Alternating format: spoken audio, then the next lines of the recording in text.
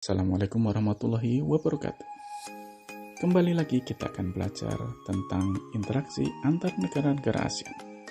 Pelajaran IPS untuk kelas 8 SMP. Nama sebelumnya, perkenalkan saya Nurul Siddiq, pengajar di SMP Negeri 2 Tirtomoyo, Wonogiri. Anak-anak, melalui pembelajaran kita kali ini, Anda diharapkan setelah mengikuti pelajaran dapat menyebutkan faktor pendorong dan penghambat ASEAN, menjelaskan bentuk-bentuk kerjasama ASEAN, dan juga pengaruh kerjasama ASEAN. Namun, jangan lupa, tegakkan selalu protokol kesehatan agar pandemi COVID-19 segera usai. Anak-anak, pada pembelajaran kali ini, Anda akan memahami pengertian faktor pendorong dan faktor penghambat kerjasama negara-negara di kawasan ASEAN. Anda tentunya tidak asing dengan kegiatan olahraga SEA Games yang berlangsung 2 tahun sekali.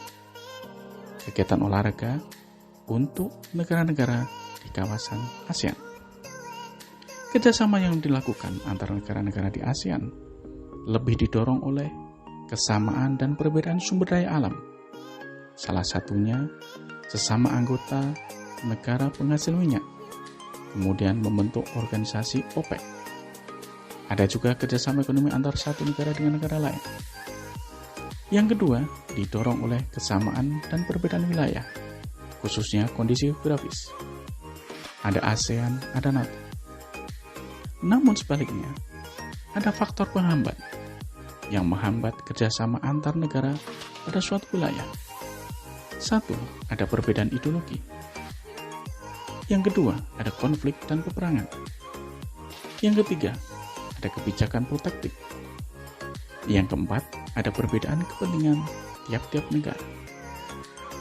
Perbedaan ideologi menyebabkan masing-masing negara tidak akan mampu menutup dirinya dari kerjasama antar negara. Konflik dan peperangan biasanya akan mengganggu stabilitas negara.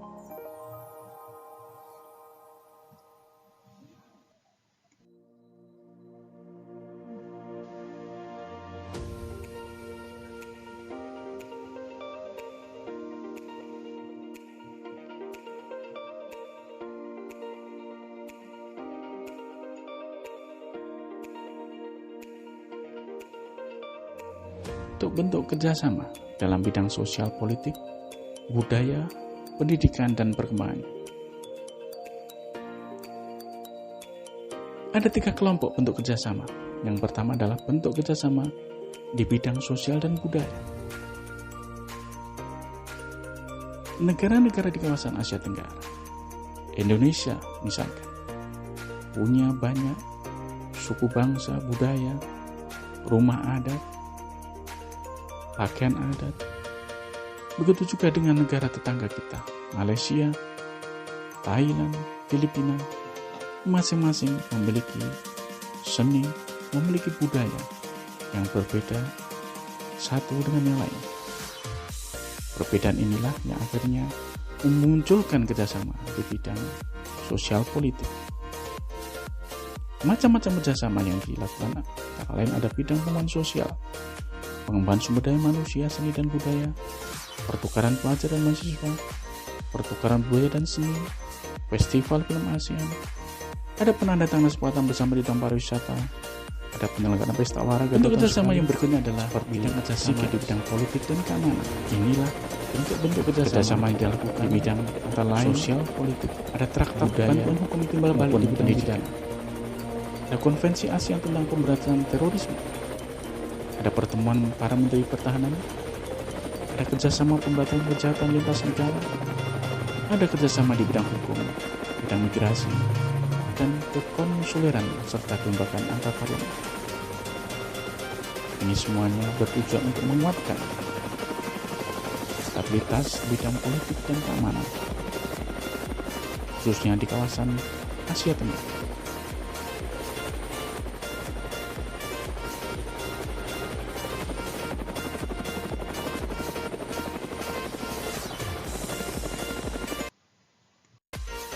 Yang ketiga, ada bentuk kerjasama di bidang pendidikan.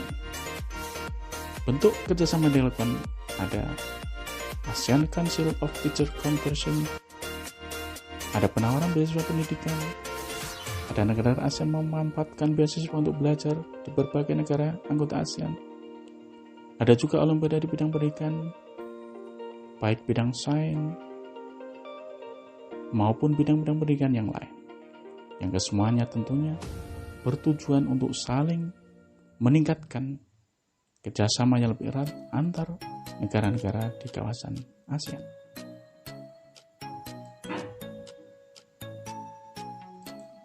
Nah, demikian tadi secara garis besar bentuk-bentuk kerjasama, faktor pendorong dan penghambat kerjasama di kawasan ASEAN.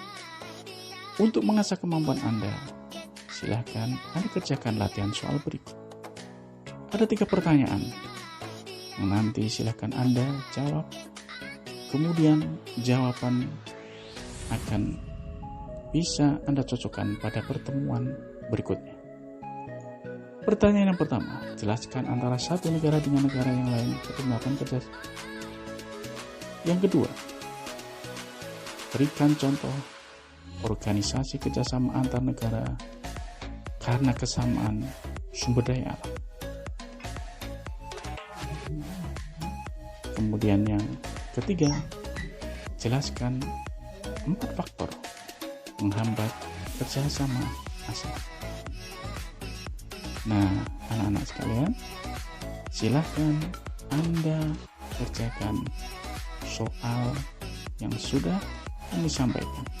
Anda bisa mencari referensi buku-buku bacaan yang lain. Dan sebagai penutup, saya ucapkan selamat mengerjakan. Dan jangan lupa untuk subscribe dan like tayangan YouTube.